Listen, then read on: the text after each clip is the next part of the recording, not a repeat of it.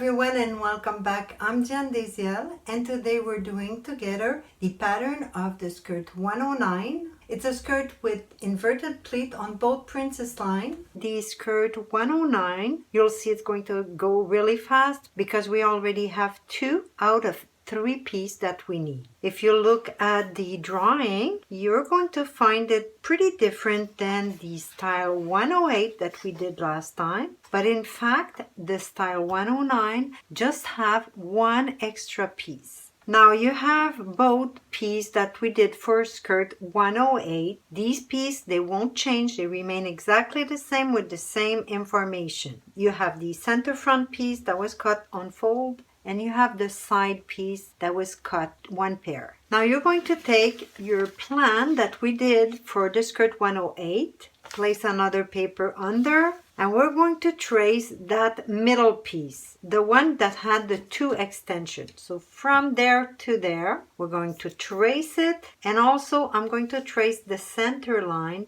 That's going to be your grain line, but also we need the reference for the bottom notch. What we don't need are the punch holes.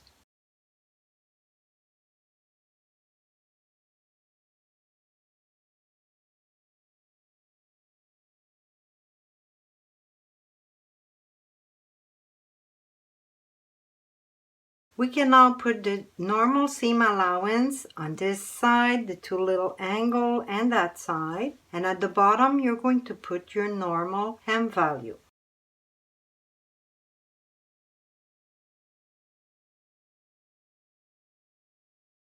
Just to make sure I don't forget, I'm going to report the center line at the complete bottom so I don't forget to do my notch.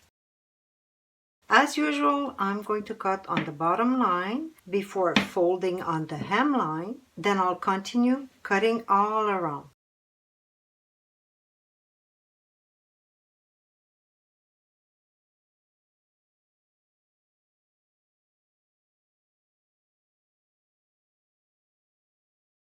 Now I'm going to add the 2 hem notch, 1 on each side. Then we're going to put the informations. It is the style 109. To make the skirt, we're going to need 2 of them. It's the darker shade that you see on the sketch. And this piece could be done in the self fabric or in a combination fabric. That's it, we're complete with the pattern 109. Now if we look at the piece, how they go together and create the box or inverted pleat, you could fold on your center front piece just like we did for the skirt 108. Place the 2 extensions one over the other like that. And we do the same thing with the other side. Fold on the original princess line area and just place your extension over the other like that. This way you could see the complete pleat, one side and the other side.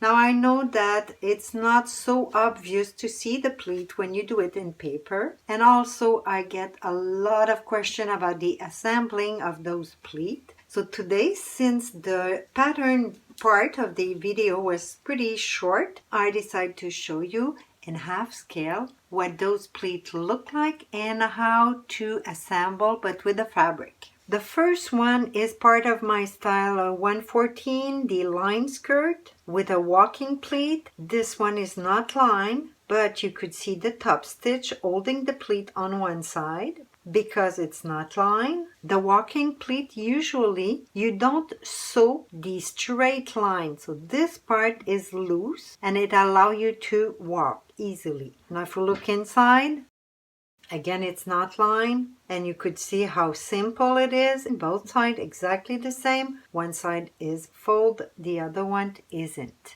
Now the next pleat I want to show you is the box pleat or inverted pleat in the center front. You see my pleat? This one doesn't have top stitch. It would be my style 105B because all fabric, they go all the way up.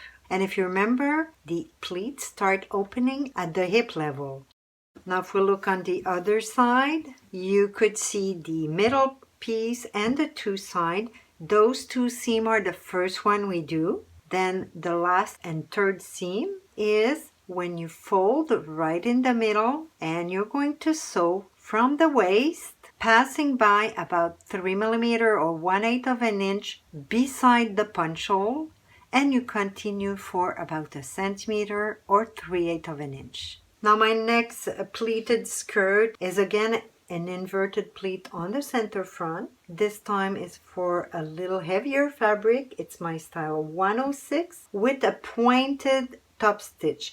I just undid one side so I could show you how to assemble. Again, the pleat is starting at the hip level. Now if we look from the inside, you could see again that we did assemble the 3-piece, the straight line only, both sides. Then we fold it in the middle, and you'll see that you have to assemble the 2 center front. It's just a seam allowance for the beginning, and that's why I like to keep my punch hole for this one. It's a reference, it's a guide, so you could continue your seam passing 3 millimeter or 1/8 of an inch beside and continuing for a centimeter or 3/8 of an inch.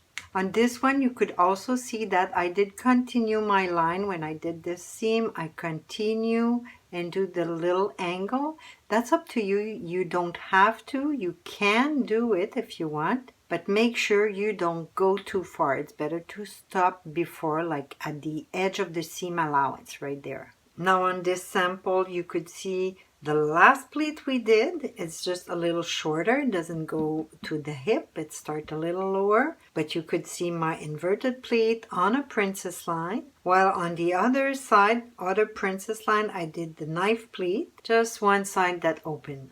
Now if we turn it around, again, you could see that a knife pleat is exactly half of the box pleat. You see this part and this part are identical. Now the last sample that I wanted to show you is the style 106A. This one I just draw the top stitch because I want to show you the inside. That skirt was all in one piece for the front. So for the sewing, you just had to fold in the middle and do your center front seam from the waist, passing by about 3 millimeter or 1/8 of an inch from your punch hole, and continue for a centimeter. When this seam is done, then it will be up to you if you want to sew the top of this pleat. The other one before was an angle, but it's the same idea. You could do it in 2 steps. So from the fold all the way to almost the seam there, you must stop a little before to make sure you don't go over. You sew one side, turn it around, and you could sew the other side a little bit here. Just stop before center front. The reason why you should stop before instead of going over is that if you go over, it's going to show on the right side, and it's even going to affect the way it's falling. So these seams are up to you. If you do it, it's an extra precaution. It's going to be more secure. After you did that, you must do the last seam or top stitch right over all the layers.